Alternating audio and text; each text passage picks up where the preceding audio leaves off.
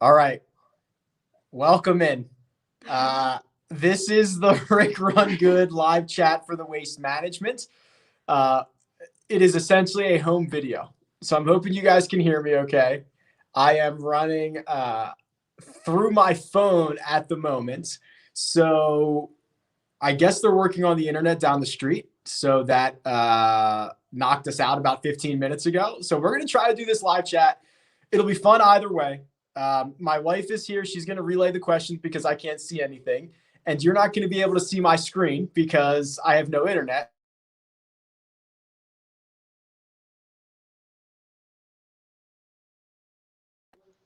Have a database backup, obviously, on my computer. So I'll be able to access the data. I'll be able to share it with you, but you're not going to be able to see it. If the internet comes back on, I'll be happy to switch back over and get us up and running. Otherwise, this is presented by Jock Market. You should join us. You should join us 8:15 p.m. Eastern time tonight, assuming I'll be able to stream then as well. But yeah, I guess let's just kick this off. My wife is going to relay these questions, and we'll see where this goes. So please, dear, what do you have? Rick, curious, is the voice we hear in the intro to the first cut that of Jordan Spieth? Yes, it is. Good question, Risk Nerd. Look, she's got the question across the bottom too. We're going to make the best out of this. I don't know if this is going to last a full hour. We'll do the best that we can. Yes, it is. So the intro of the first cut is Jordan Spieth hitting out of the first cut going, freaking first cut, golly. It's hilarious, and we talk about Jordan Spieth all the time. So yes, that is the intro. Next.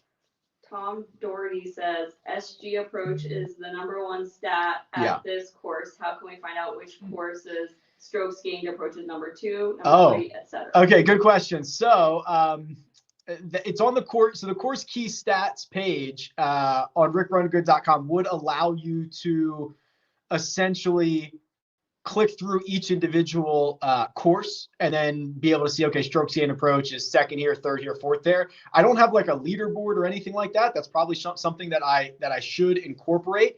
I'm trying to think of some other courses that might be up there, and I'm pulling it up on my computer right now to see if I can do this real quick just to get you an answer. Yeah, okay, so here we go. So let's do this. Let's do course correlation. And we're going to do value, attribute. Okay. All right, here we go. And then rank. And then I'm going to get rid of, or I'm just going to do strokes gained approach. So I will tell you that the answer is, stand by. We're doing it all on the fly today. It's just splendid. Okay, so strokes gained approach. Most important here. Second most important is Rocket Mortgage, which we don't have a huge sample size on. Third most important, Century Tournament of Champions. RBC Canadian is fourth. That makes sense. Arnold Palmer Invitational fifth. Good question, Tom. Denver Timmy says, I know you love Webb this week. Yes. Can't decide whether to core Webb and sprinkle in Rory or Rory and sprinkle Webb. Does this course history concern you with Rory? She's going to take my job here in a second. That was good inflection. I wasn't really paying attention to the question. Does course history concern you? Yes. He loves Webb. Yes. Core Webb and sprinkle Rory. Oh, okay. Or core Rory and sprinkle Webb. Got it. Okay. I imagine it is going to be a bit of personal preference because I think that coring Rory and sprinkling Webb is a much more volatile approach than coring Webb and sprinkling Rory. I think that maybe Rory's ceiling is higher, or at least the peak version of Rory's ceiling is higher. But Webb is essentially much safer at this point. So I would say it's a bit of personal preference and how much risk tolerance that you have on which path to go. And does course history concern you with Rory? No, not as much. I mean, Rory's the best player in the world. I know he hasn't played here before. There's no secrets out there at TPC Scottsdale. So I'm going to say no, it does not concern me. JG says Tringale continuously pops up when weighing strokes gained approach, but he's never made the weekend pick at TPC Scotland. The weekend at TPC Scottsdale. Does suck that bad in all other categories? Yes, he does. So I'm pulling him up right now. So here he is. He's $6,900 on on DraftKings. You know, at least 4 missed cuts in a row. He's a good iron player. The off the tee game is a bit of a concern. He's not horrible in all these categories, right? I've got a voicemail I got to get rid of here. There we go. Okay. He's not horrible in all these other categories, but he just fails to put it all together for 4 rounds. He's kind of all over the place. So I understand why he pops up in models. He's similar to like 5 years ago, Luke List, who would constantly pop up in these models. But no, Tringale is probably not for me. But hey, to each their own. Bad course history. Matthew Dukes-Hana, who was in the Run Good course. Yes. Any chance for a quick run through in the new beta lineup optimizer and how to properly add players for a new lineup build, etc.? So hammer the like button and subscribe, folks. Thanks, Rick. There you go. I hope you guys can. I don't know if you can hear her or not, but she's doing a great job. My voice so they can hear me. There you go. Doing a great job asking the question. So, Matthew, I would have given you the rundown right now, but I have no way of sharing my screen with you. So, and I have no internet. So, I'd be happy to. So what he's talking about is if you're in the Slack channel, you have access to the beta version of my new lineup optimizer. I am not in the lineup optimizer business. I'm never going to be the best, but what I have on the website right now needs to be upgraded. And that's the process that I'm in right now. So I've been working really hard with a buddy of mine. He's been able to help out. We've got good things coming. It's a much better version of the lineup optimizer. It has player groups. It has preloaded in ownership projections and points projections. Like, it's all good. It's going to be way better, but I can't show it to you for another day when we get internet back. Lucas Marty says, thoughts on Berger in one and done? Okay. Like Watson, Zalatoris, Henley better this week? Thanks for all your help the last few weeks. Oh, we have internet back. We might be back. Hold on. We might be back. So Berger is the light version of Webb Simpson this week. I think we have internet. We might lose it again, but I'm going to try to get back into the regular chat right now. You guys are going to miss my voice. I don't know if I can do this or not. One second, guys. We're going to see if I can figure this thing out. It's going to take me a second, but we are. Oh, I might be coming. Wait, but your phone's blocking. I know. I'm going to take care of it. Okay. Hold on a second, guys. I'm going to try to take care of this. I'm going to try to get back into the live chat. All right. Hold on a second.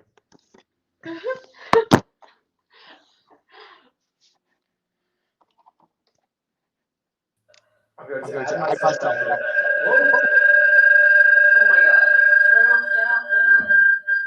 Sorry? Give me your phone. Turn it off. I don't know how to get out of it. This is top-notch production. Okay. Just get out of it. Oh my god. I don't know how to get out of this for me. I don't know. Are we still live? Okay. Yeah, you're good. All right. Hello, everyone. Hello, everyone. Hold on. It's probably this mic. And take that thing off. All right. Hang with me here.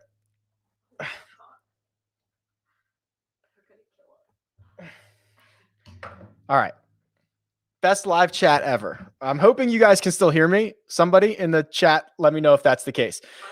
Thoughts on Berger. Love Berger, especially in one and done situations. If you haven't used him yet, unfortunately, I've used him in a lot of different scenarios, so I'm probably not going to be able to run him out there.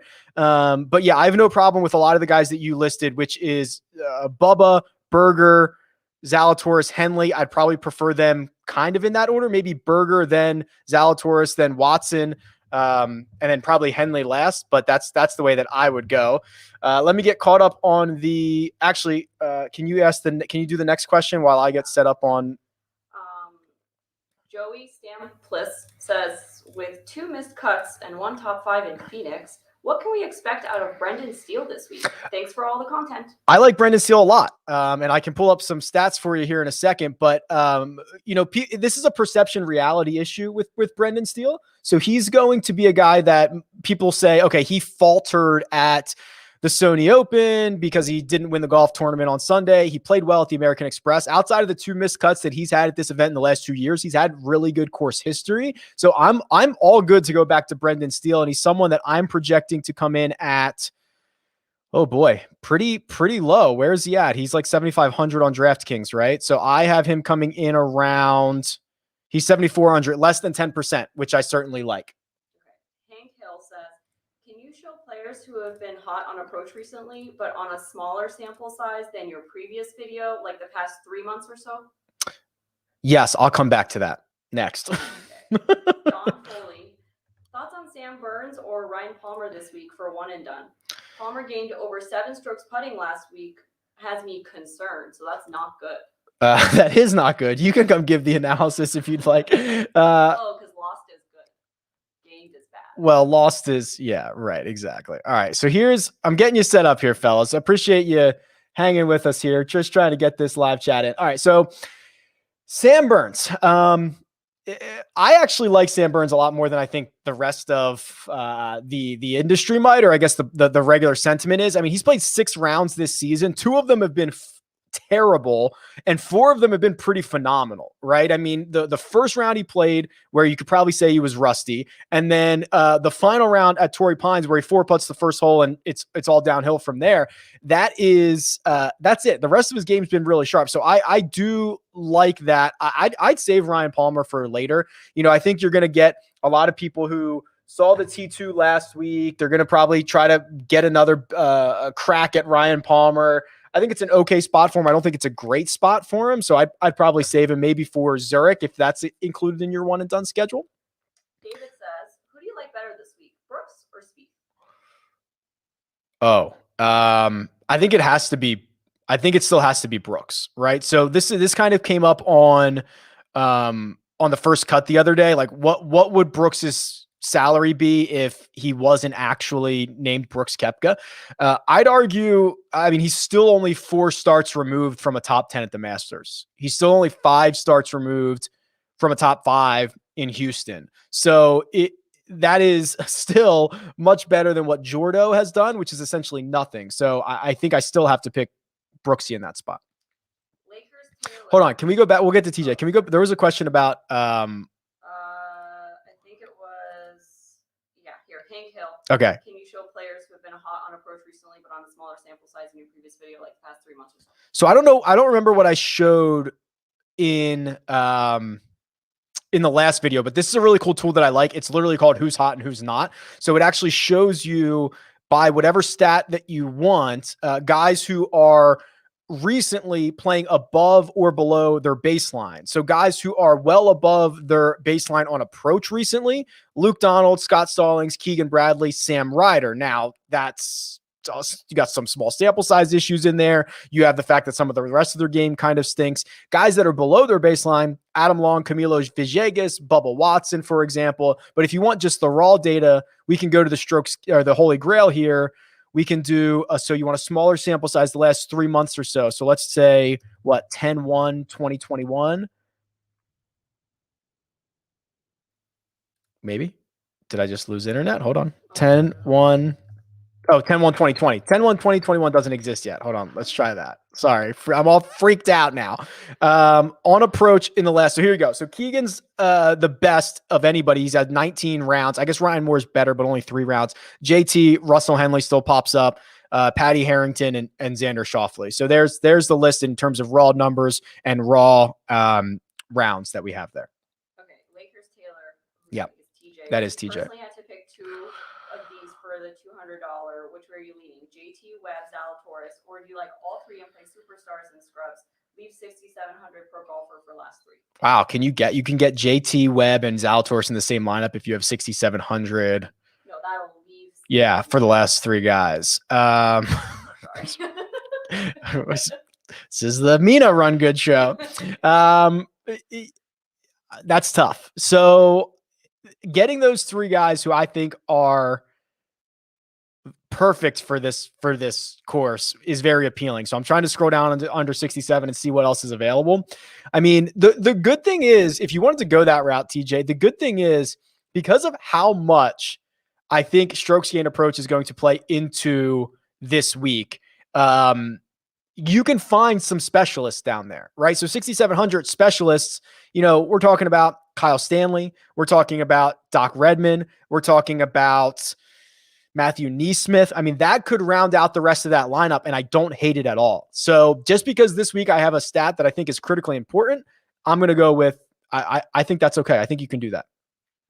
John Douglas says, thoughts on using guys with an OWGR of 50 plus is foolish in OAD leagues? Do you understand that one? No. Okay. So thoughts on using guys with an official world golf ranking of 50 or more is foolish in one and done leagues? Not necessarily, right? I mean, what's Zalatoris right now? What's Doc Redmond right now? What is some of these younger guys who just don't have a huge experience? So no, I don't even look at the official world golf rankings. The official world golf rankings are a 2-year running total of, I mean, it has its flaws in it, especially on a week by week, decision-making process. So I don't care what their official world golf ranking is.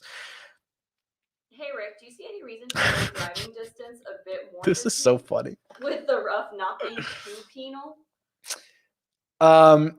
There's always, you can always have an argument to weigh driving distance, right? I mean, it is always going to be easier to be closer to the hole. So yes, while the rough is not going to be penal, you can be in kind of like the desert area. Driving distance is always going to be good. Which contests do you typically play on DK?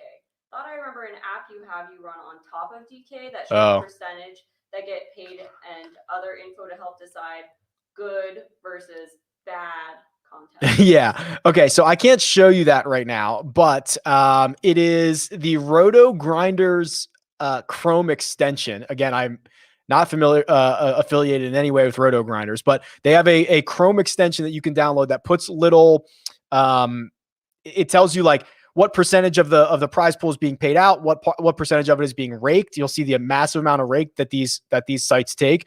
You'll also see, I'm trying to think what else. It has like how much is paid out to first place, how much is paid out to the top 10, and then what the minimum payout is. So for me, I like flatter payout structures. So not where it's $1 million to first and then second place is 100,000. I like things that pay out 2 times the buy-in to the first payout position, and I like single entries. So that's what I go with. TJ asked the weekly question that he asks. Yep. Who are some of the guys you've lost interest in as the week went on, and some of the guys who caught your eye as the week went on? It's always good when my wife knows the routine question that TJ asks in the live chat. Okay, so guys I've lost interest in as the week has gone on. Good question. Let me start with, I guess probably Norlander is the answer to that. I completely understand why Henrik Norlander is going to be popular this week. I have him currently at about 12.5% ownership. I think it's going to probably end up being higher than that. I do not think he is necessarily safe by any stretch of the imagination. Before this two event stretch, he missed 4 cuts in a row. So I don't think he's all that safe. I think he's going to be popular, but I get why people are going in that route. And then someone that I've probably gained steam on. Good question. Bubba? Yeah, Bubba would probably be a pretty good one. I think that I've convinced myself that this is a Bubba track, and I know it's not a historic Bubba track where we say, okay, he's won 7 times in however many years that he's played at Augusta National and TPC River Highlands and Riviera. But this is essentially without a win, a Bubba track. So yeah, I've definitely picked up steam on Bubba over the course of the week. All right. Alex says, Rick, the new setup looks great. That's my wife. Thank you. She did all that. Thank you. Are we playing Doc this week? Yeah, let's pull him up. Let's pull up Doc here. It's been 2 starts, right? The 2 starts have not been great for Doc, and I'm actually going to do this by round, and we don't have all of his rounds because there's not shot link data at all of these events. So here's Doc's last handful of rounds here. So the American Express, we don't have his first round because that was on the non-shot link course. The good news is, in at least 3 of the 4 measured rounds that we have for him, he's gaining on approach. That's the one thing. It's always a red flag when a guy is struggling in the worst part of his game, like a Gary Woodland, like a Ricky Fowler. That's not what we're seeing from Doc. We're seeing really poor short game. I mean, the putter's been terrible. The around the green game has not been there. So I'm much more optimistic about Doc bouncing back than I am about Ricky all of a sudden figuring it out, Gary Woodland figuring out the drive or something that's given him headaches over the course of the past couple of weeks. So I'm much more optimistic, and Doc does get you now a really depressed price. Hold on. Oh, sorry. We have to do an ad. So Jock Market, this is brought to you by Jock Market. If you've not played Jock Market yet, It's stock market DFS. I love it. This is the absolute week to get involved in it because they are going just all out for the Super Bowl. And there is actually a $50 deposit bonus this week. So if you use the code RICK50 or Power50, I don't really care. Both are fine. That'll get you a $50 deposit bonus. It's the best one we've ever offered. We have a live chat tonight, 8:15 p.m. Eastern time. Joe Idoni and myself, that's at Tour Picks, breaking down this slate for stock market DFS. It's a ton of fun. My dad was asking me questions about it the other day. Like it's a really fun buy low, sell high, play it during the event. We're all enjoying it. Come and join us. All right, hit me with the next one. Wait, that question that I had one away. I already hit it. I got it. It was lower owned one and done play, JT or Rory. Well, usually the one and done kind of dictates a bit of ownership. I'm just going to say Rory's going to be lower because most people are going to save Rory for a major championship. So that's where I'll go. Greg, good to see you. Thank you. I'm going to roll through a couple of these real quick. Yeah. Okay. All right. Hey, Rick, can we see a head-to-head with Hideki and Berger? Who are you putting your money on? Sure. I can pull that up real quick here. I actually just published I was updating this tool on the back end. So hopefully, let me see here. Let me make sure I have it right. Yeah, here we go. Got the right version of this. So here's what we can do. This is the head-to-head matchup tool on RickRunGood.com. So we want to see Hideki versus Berger. What do you want to do? Since the start of 2020, that's usually what I go to. So let's do Hideki versus Berger. Berger's been really good. I bet you he's the favorite. Yeah, massive favorite. This is kind of the interesting thing about Hideki, especially when you get into terms of head-to-head matchups. And I can hide this so you can see the actual percentages. So I have Berger winning at 62% of the time. The thing about Hideki is he's so much more volatile. He only has 2 top 10s in his last, I think it's 20 starts, which is not great. So much more volatile, doesn't play well in a lot of head-to-head matchups because of that. Berger, who just might finish T12 every single week, that wins you a heck of a lot of matchups. Ownership aside, who do you like more, Connor or Burns? I still think it's Burns. Grabbed Neesmith at 90-1 for 9-1 for a top 20. That makes more sense. Gained 6 on approach. Yep. I actually bet Neesmith outright as well, and I got him for I like a top 5 or a top 10. Is it maybe just your internet? It looks like we're running here. Okay, I'm just gonna keep going. So Neesmith is a really good sleeper for me this week. I think this is probably one of the better spots to roll him out because of the approach play and because this is a course that really, really relies on approach. Rick Hopewell as well. I wanted to ask you about Adam Long. Good course history somewhat. Yeah, we can look at Adam Long here. So I actually do a radio interview in the Midwest every Tuesday night. We talked about Adam Long last night, and I can pull him up here. So Adam Long's kind of a volatile golfer, right? Because he actually does pile up top 10s. So here we go. So 3rd place finish at Mayakoba. He made the cut at the American Express. Nothing great there, but he's in the stretch of a pretty good run of golf here. 8th place finish last year. He missed the cut the year before. Adam Long's interesting because despite the name, he's not a very long hitter, right? I mean, he's one of the shorter hitters on tour, but he's very accurate. He hits his long irons well. I like Adam Long as a popper. And when I look at some of the other guys in the $7,000 range, I do like Sebastian Munoz. I think there's going to be a bit of steam on Wyndham Clark. Ches Reavie got a huge bet placed on him at PointsBet earlier this week. I think Adam Long flies in under the radar a little bit, so I don't mind that at all. Team money.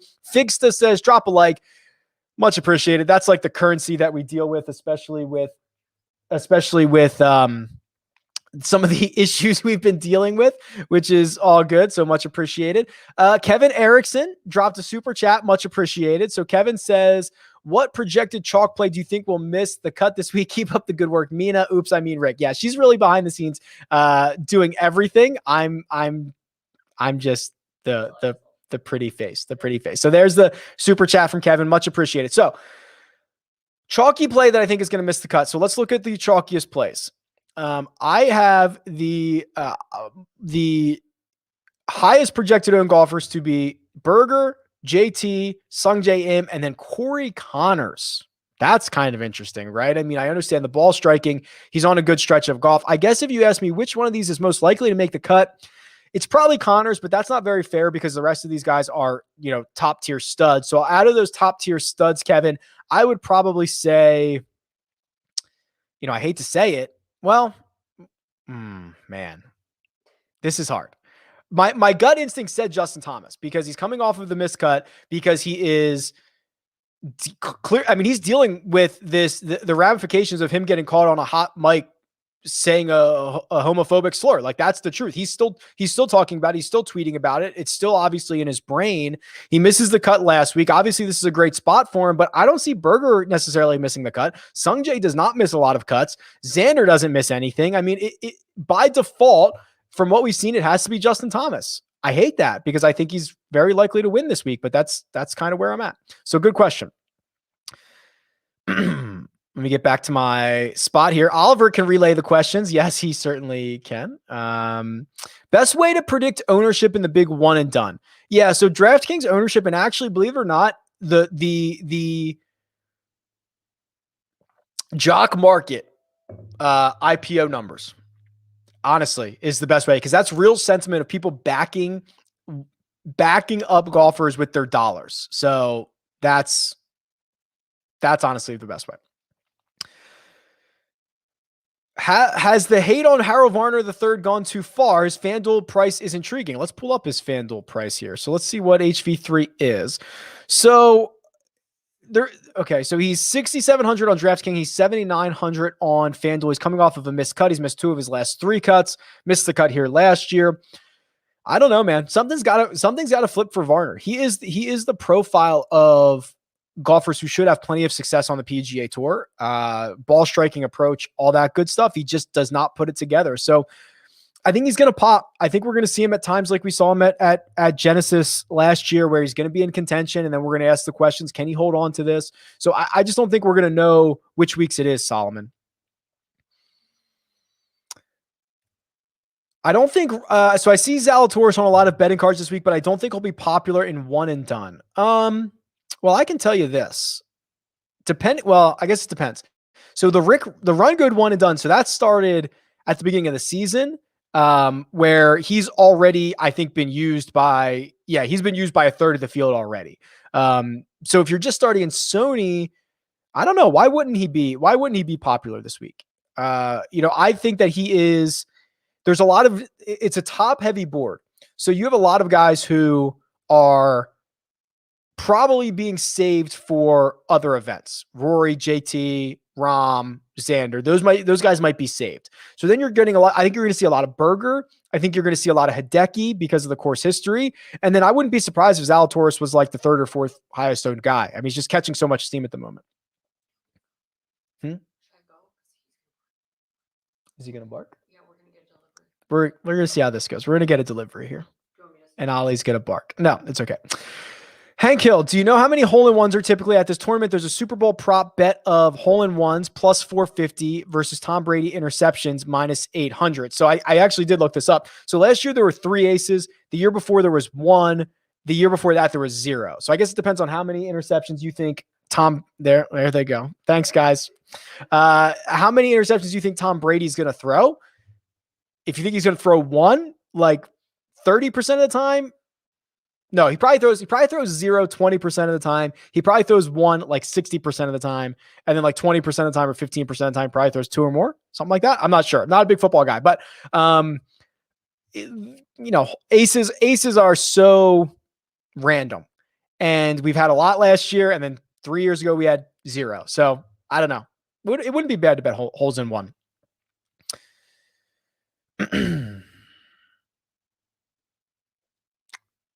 Is Hideki going to be low owned? So I don't think so. I think he's going to end up being 20, 21%. So the point that you bring up, Daniel, which is a lot of people in the industry, including myself, are mentioning him as a fade. As much as we like to think so, we don't move the needle that much, right? Like, what I say doesn't matter. It doesn't really move anything. Also, the reason I say this, Daniel, is it's Super Bowl week. There are a lot of people playing showdown, Super Bowl stuff everything else, trying to get their money down, they're going to throw in golf lineups and they're going to go, oh, Hideki, he's won this before. Like it's a bit more of a low information week for a lot of people. So I don't think industry folk who do this every week are moving the needle all that much. That's my thought. Nothing stops this man. Yeah, if we have to go from the phone to the camera, we'll flip it in the middle. We'll get this done. I know Siwoo hasn't played well here, but he's become less volatile. That is true. Yes, I do think this course could theoretically suit him well, because when Siwoo is on, he's a ball striking maverick, right? And he just won a couple of starts ago. I actually took I have a Siwoo matchup against Gary Woodland. I made that bet on William Hill because I think Gary Woodland's being overvalued. I think Siwoo's being undervalued.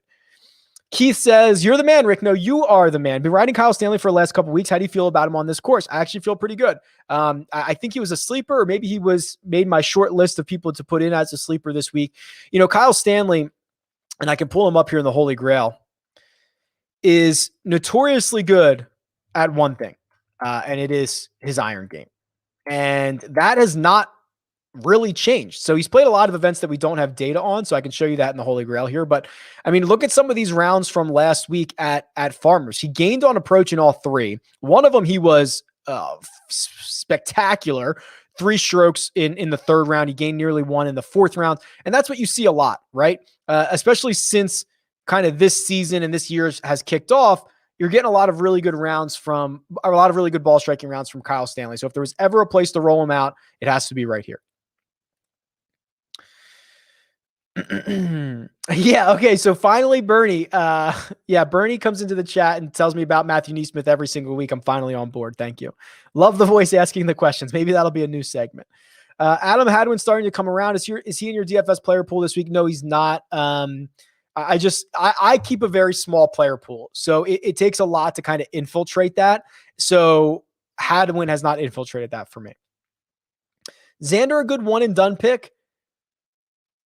Probably not. I'm not going to hate it, right? Like when you roll out Xander anywhere, it's going to be great. Would I prefer him at a no-cut event, a WGC, or even a major? Probably. But I will say, I got Xander wrong last week. He proved to me that we are at the point of Xander where there is no course that is going to get in his way. And he breaks through, snaps through at Torrey Pines with an unbelievable week after just being so horrid there in his entire career. So Xander is a wild man at the moment. So I'm never going to be like, oh, that's a bad pick. But like strategically speaking, I would probably hold him.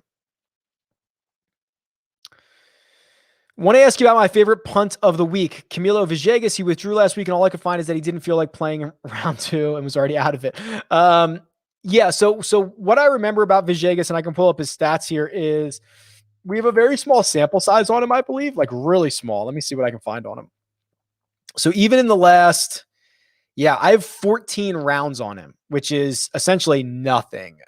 So he is a great ball striker, which is what we knew. But when you start looking at the putting numbers, I was slicing these up probably before American Express, and he was one of the worst putters, no matter how you slice this up. But if you're on board with team no putt and you think that he's not going to do this again, because this round at Farmers, it's not just putting.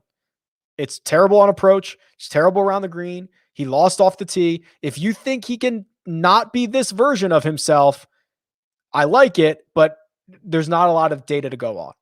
So I'd be a bit worried about it. Sorry. Yeah, sorry for the echo. Sorry. All right. So the first lady deserves a raise. Yes, she does.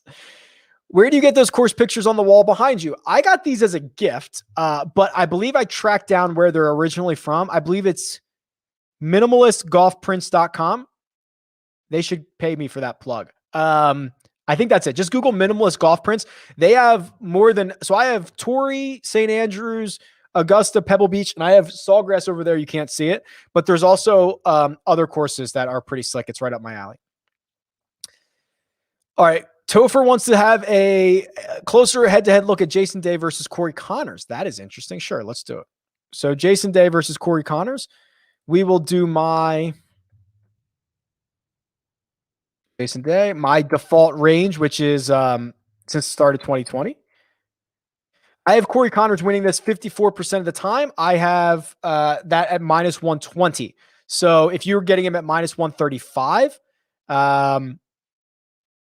that's probably not bettable, right? Well, I guess it depends. I mean, no, because you'd be paying unless you want the Jason Day side, but I don't know what the Jason Day side is. Completely non-golf related. We know you're enjoying the move to Vegas. Yes, that is true.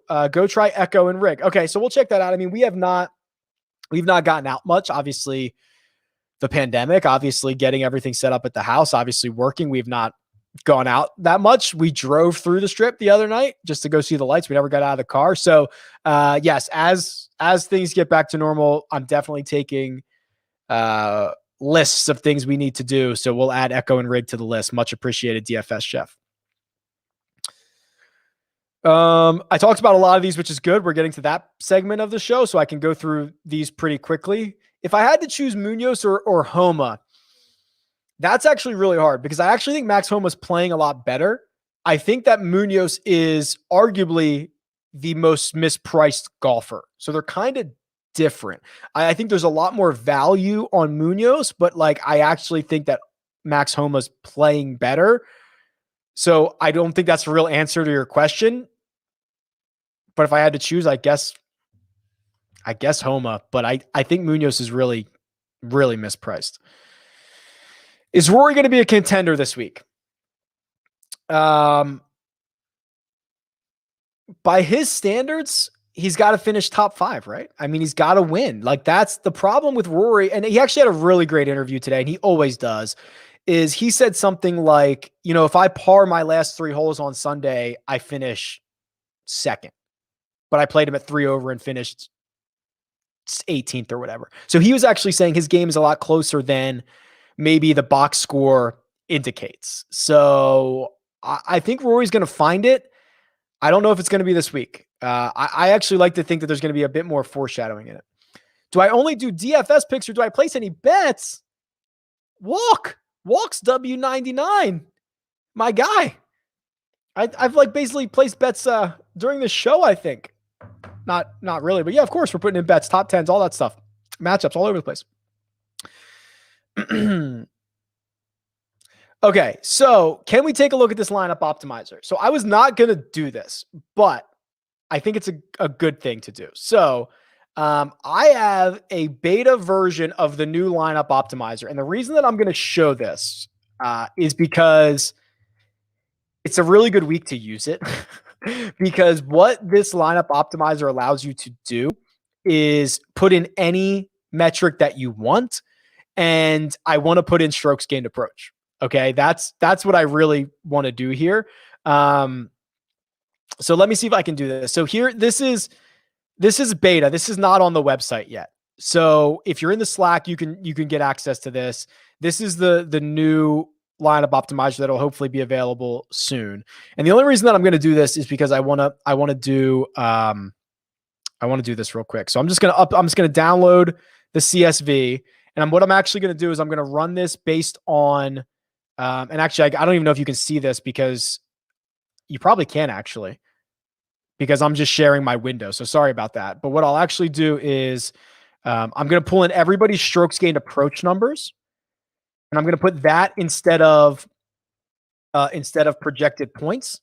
So I'm going to save this. I'm going to upload my file. Sorry, you can't see this, but it'll be fine.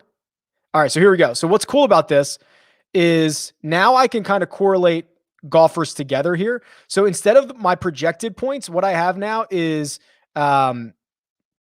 this is their strokes gain number, which is obviously not correct for every single player. So give me 1 second here. That's obviously wrong. Oh boy. I did a bad copy and paste. This is what happens when you do things live. This is why I don't normally do things live, but I did a bad copy and paste there. So let me try this again. All right. We should be good. I see the problem. Save that, upload the data, and we'll get in here. So what I really like about this, we'll try this again, is that I can, what am I doing right now? What am I doing wrong? This is why I don't do things on the fly like this. Projected ownership. Save this.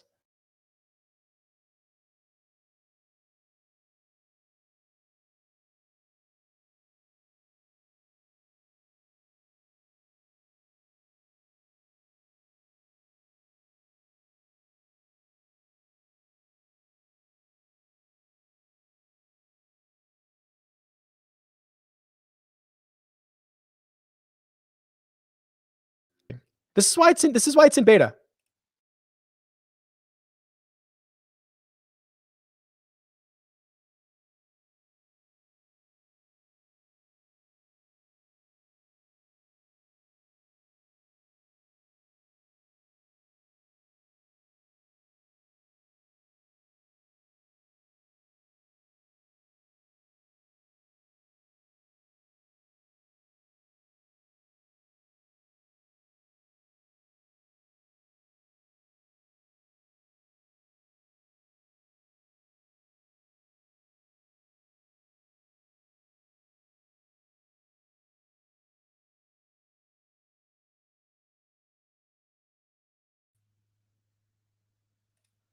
Am I back? Hold on, I'll check on my. I might be back. Oh. I might be back.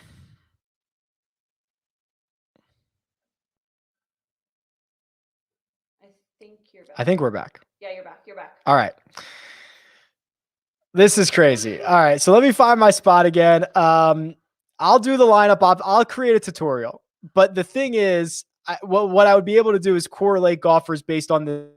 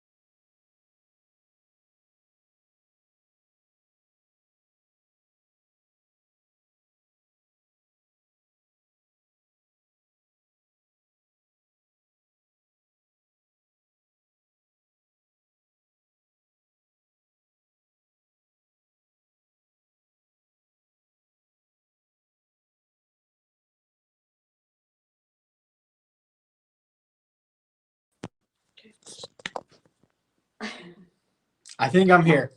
All right. This is terrible. This is the worst live chat Okay, ever. let's keep going. All right.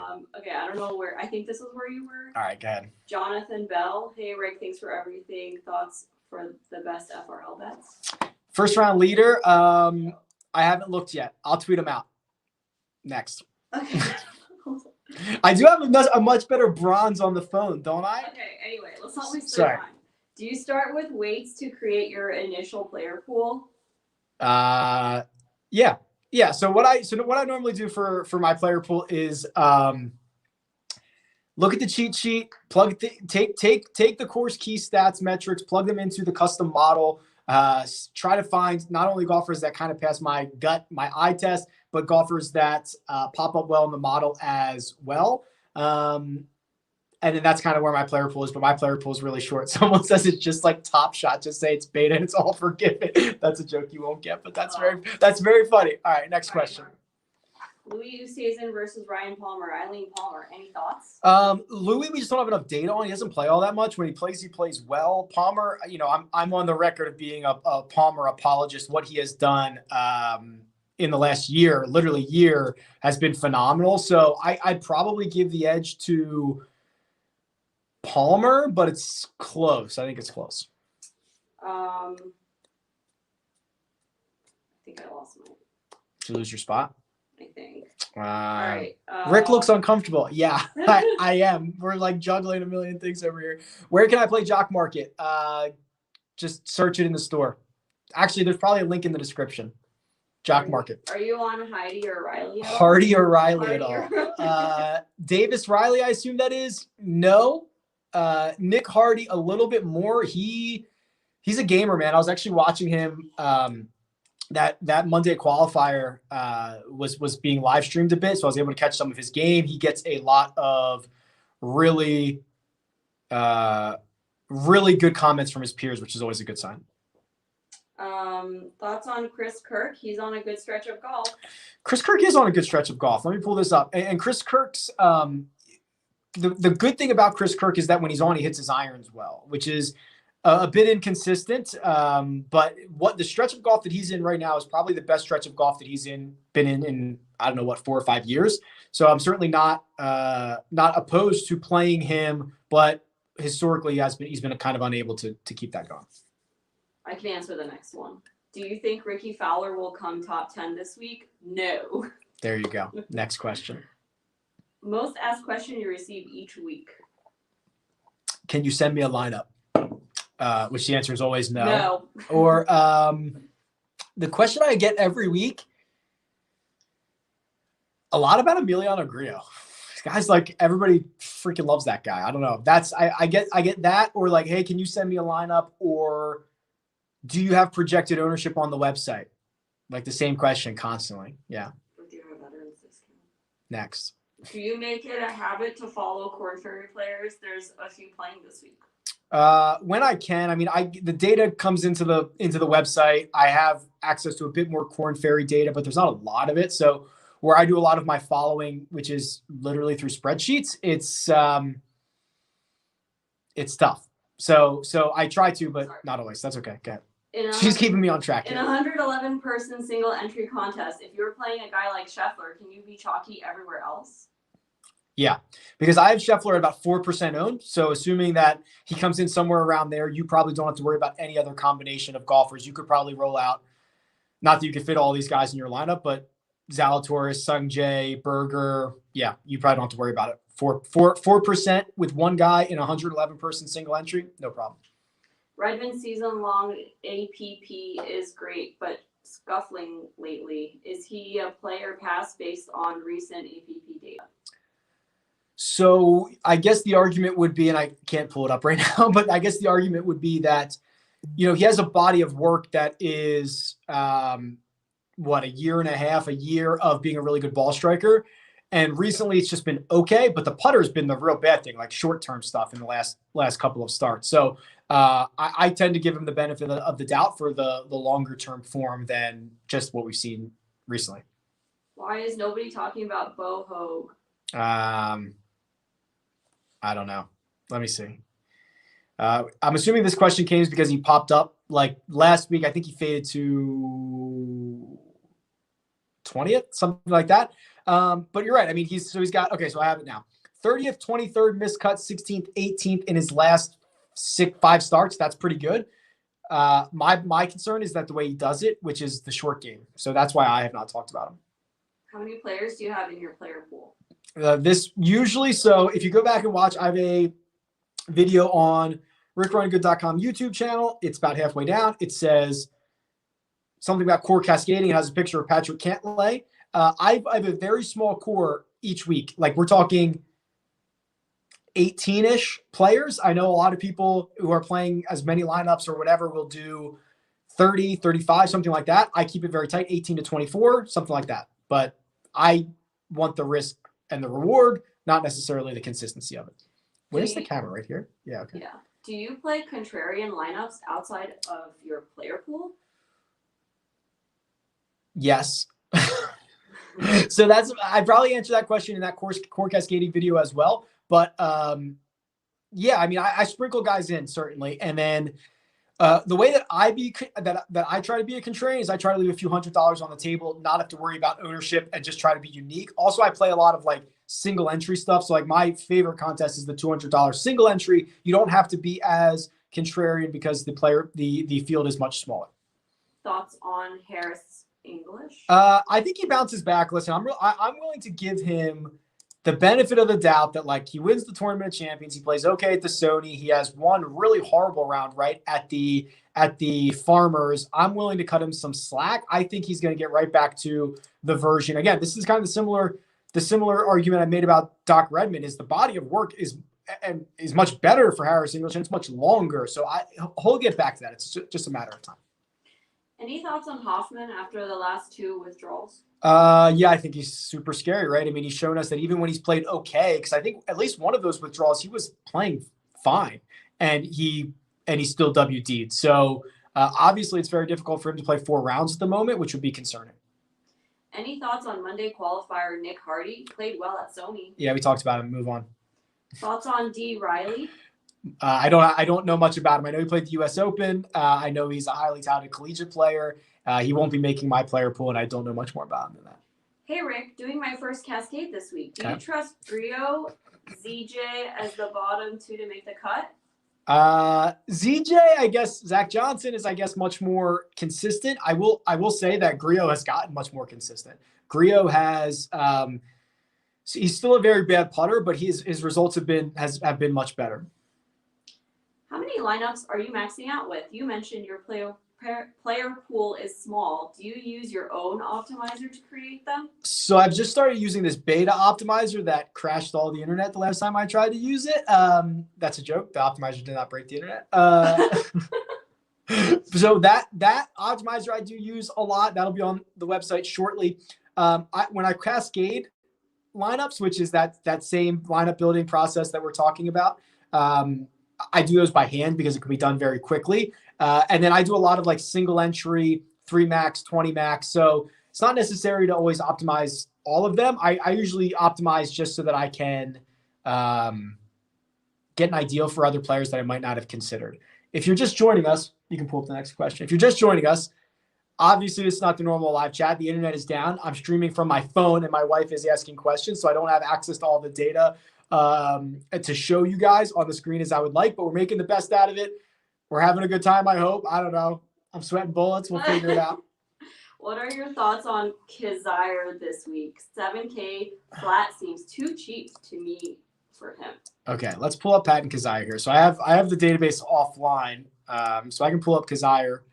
He played well at Sony, if I remember correctly. Okay, yeah, so he finished 7th at Sony.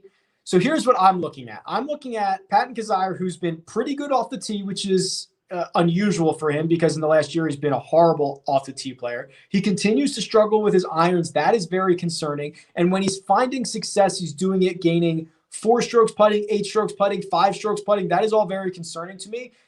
Put all that together. You're the DFS chef. That is a recipe for disaster. I'm worried about that. Did you like that? Yeah, that was pretty good. Really good. Okay.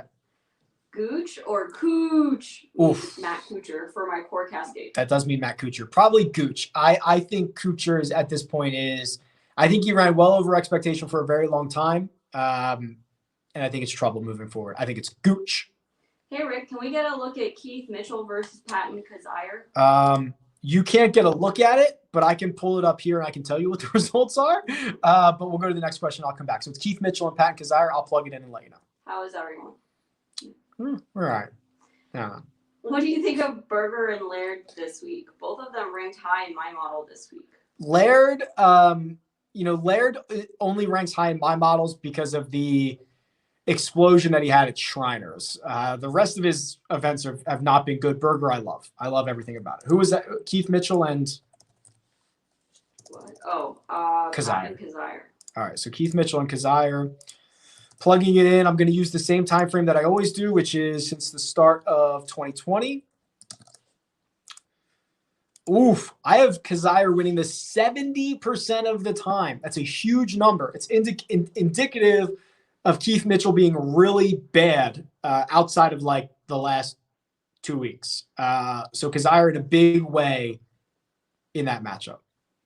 Hey, Rick, any chance you can run head-to-head Kuchar versus Munoz? While I'm here, sure. Getting some crazy results. Just want to make sure things are right.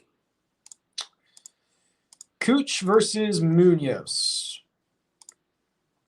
I have Munoz winning it, or sorry, Kuchar winning it 51% of the time since the start of 2020. Now, if you lower that to since the restart, I bet you Munoz just wipes the floor with him. He doesn't wipe the floor with him. Munoz becomes a favorite, 52% after that. Have you heard anything on Wolf's Hand? Thanks for the great content. Why are you reading it like that? I don't know. This is how I imagine they're saying it. I have not heard anything, which is probably a good sign. You know, listen, they have to. I don't want to say Matthew Wolf did not have a hand injury, but it would have been an easy thing to cite and withdraw last week. He was playing with his hand, the tape on it. He wasn't playing well. I don't think I don't think it's going to bother him this week. I could be wrong. Doing a data visualization project with RStudio, and I'm allowed to use my own data. Any suggestions on the best place to get golf data? Good luck. It is very difficult to get. It's almost impossible. You either have to be willing to do some illegal things and be smart about it, or you have to have a deal with the tours. We do not do illegal things. We luckily finally got a deal with the tour. So it's hard to get. Sorry. I wish I had more information for you. You're back. I want to stack Palmer, Zalatoris, Berger, all three of them at 9K and fade everybody at 10K. Is that smart? No.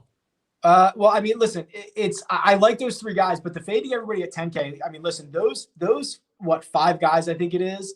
This is a top heavy field, especially because half of the studs on the tour are in Saudi Arabia. Half of them are here. It's very, very top heavy. Those five guys probably eat up like a majority of the win equity. So it's a little bit scary to completely fade that group. That being said, I do like the guys that you chose to go with outside of the top 10K range, but man, that's playing with fire. They have so much win equity. Zalatoris or Berger for the Rick Run Good one and done? Help me decide. I would probably go with Berger. Me too. So would Mina. Solid tan. Solid tan, thank you. Rick, who is the new Lonto auto sub 7K? Might be Doc this week. He's 6,600, I think. Yeah, I guess everybody's caught on to Lonto here. You know, he's not sub 6K, but it is kind of a joke where Munoz is at 7,100. And I hate that he's going to be it's going to be like a failure or a success based on 1 week. But like that number is wrong. It's wrong. His outright number is wrong. I did the strokes gained numbers, just the raw strokes gained from, I think it was since the restart. Munoz was eighth. That's not measured events. That's all events. He was eighth. That's a joke what his price is. He's probably going to miss the cut and make me look stupid anyway. But I hate that it's going to be one event we're going to decide this on. But Munoz's price is wrong. This one's fun. Gotta tune down your exposure. Yeah. Questions are starting to feel like we're in a hostage situation. I feel like I'm in a hostage situation. Imagine how I feel. Yeah, we've got the lighting set up for the actual camera. It is, this is my cell phone. So things are going splendidly over here at RickRunGood headquarters. What percent is a player unplayable in the big contests? Nobody's unplayable. There's a number for everybody. If it is like 30%, it would be really hard, right? Golf's such a volatile sport. But if you were going to play a guy who's 30%, your overall ownership better be like sub 70, something like that, right? Like you better pair them with guys that are super low owned. So nobody's unplayable. You can be creative, but with the volatility of golf, I get really concerned around 25 or 30%. I think this one's asking if you should fade Webb because everyone's on him. No. So kind of in lockstep with my last answer, I would just get creative somewhere else. We'll go into overtime, obviously. Yeah. Like we were, I don't know how many minutes. We'll just Where's keep the going. best place to find golf data? RickRunGood.com. RickRunGood.com. Yeah, but you can't. I mean, if you're trying to download it and work with it, honestly, okay, I will actually tell you a place. So go to fantasydata.com.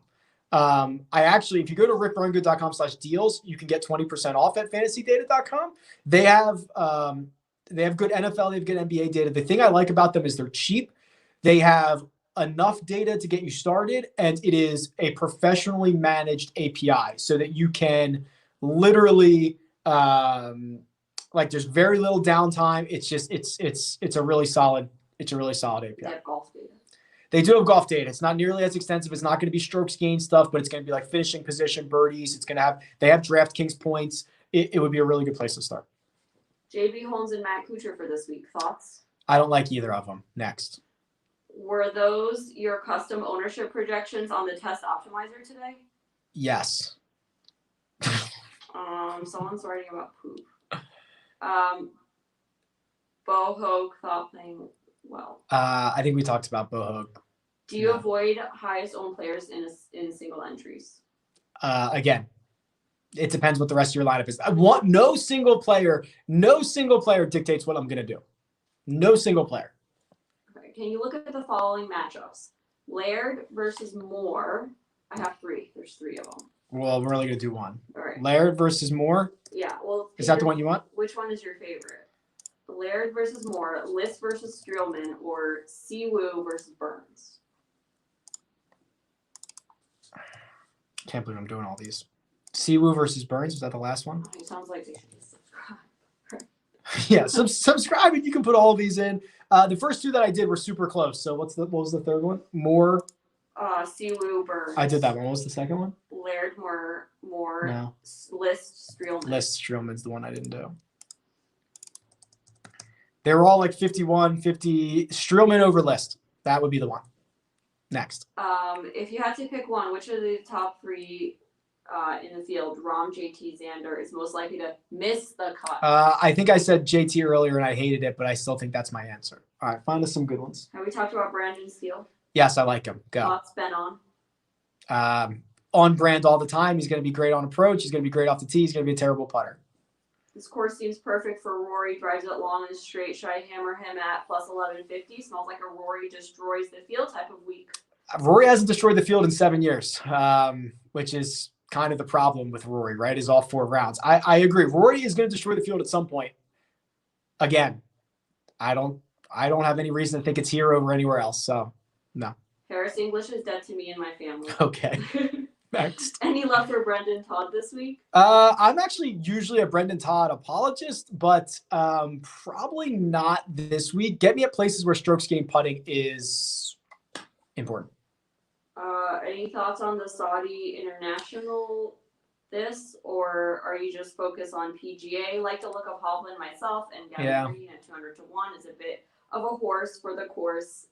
Yeah, the past 2 rounds. I was going to say, I think this is the 3rd year they've had that event. So you've got some guys who, if they've been in like the top 10 for 2 years, then it kind of looks that way.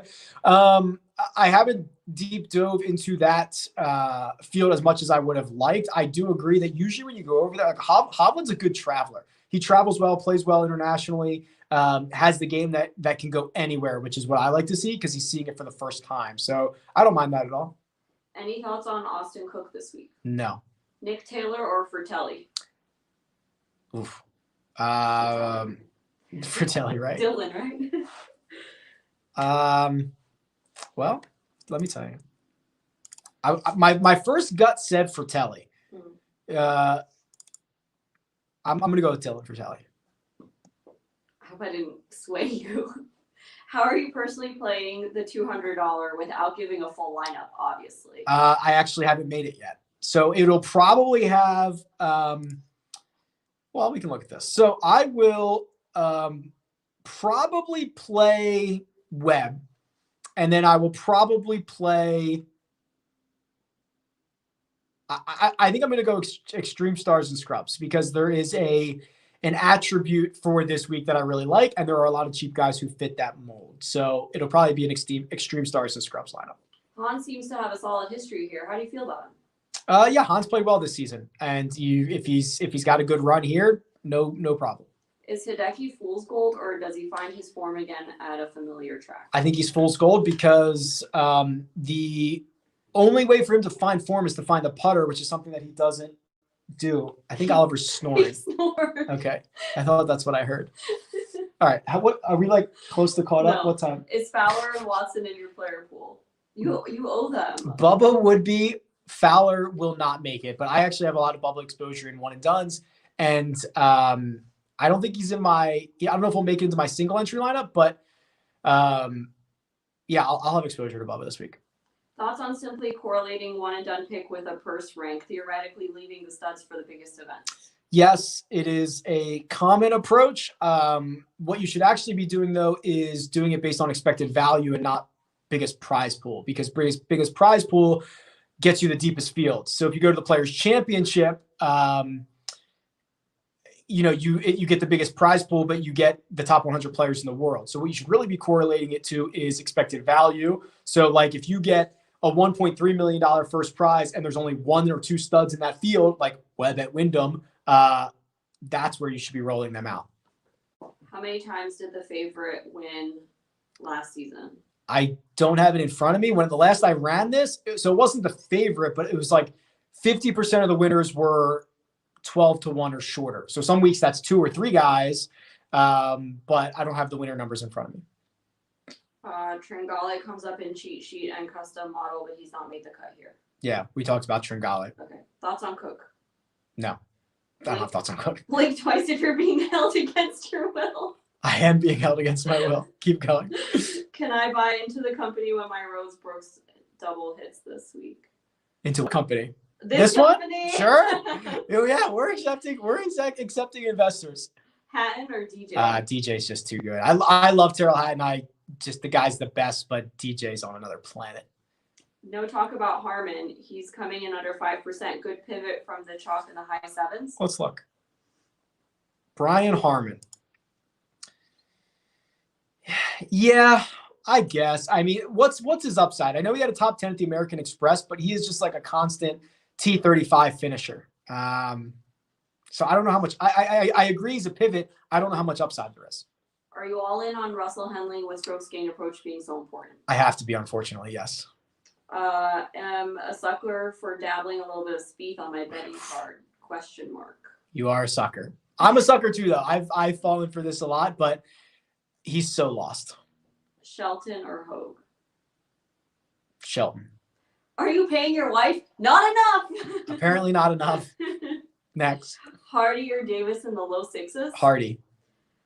What are you gonna buy Mina for doing this? I don't know. Does the wife have a sister? I'm in big trouble. Yeah, 2 actually. Twin sisters actually. But they're older. They're older. How many strokes does Zalatoris win by? 6. Piece of cake. All right, last but not least. Oh wait, this isn't a question. They're just saying Burns, Harmon, Post, and Horschel. All right. Okay. That's all. That's it. Thank you. Thank you. Because that was stressful. It was crazy. Thanks for sticking with us. Much appreciated. I know it wasn't the normal live chat, but I at least hope that there was something of value there. Yeah. Good luck this week. I mean, we're going to try to be back on 8:15 p.m. Eastern time on the Rick Run Good YouTube channel. Hopefully we'll be all good there. If you want to bring your questions for Jock Market, happy to talk about it. But I'm getting out of here. Goodbye. Goodbye.